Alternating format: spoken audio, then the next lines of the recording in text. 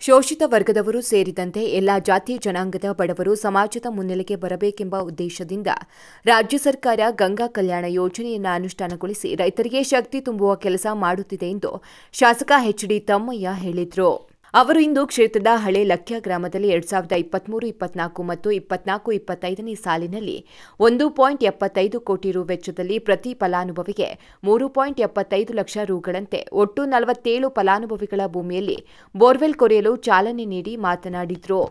ರಾಜ್ಯ ಸರ್ಕಾರ ಅಧಿಕಾರಕ್ಕೆ ಬಂದ ಬಳಿಕ ಗಂಗಾ ಕಲ್ಯಾಣ ಯೋಜನೆಯಡಿ ಫಲಾನುಭವಿಗಳನ್ನು ಆಯ್ಕೆ ಮಾಡಿ ಬೋರ್ವೆಲ್ ಕೊರೆಸುವ ಯೋಜನೆಗೆ ಇಂದು ಪ್ರಾರಂಭೋತ್ಸವ ನಡೆಸಲಾಗಿದೆ ಎಂದು ಹೇಳಿದರು.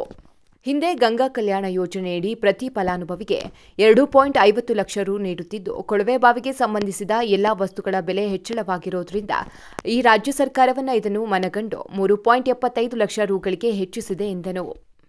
ಹಿಂದೆ ಗಂಗಾ ಕಲ್ಯಾಣ ಯೋಜನೆಯಡಿ ಪ್ರತಿ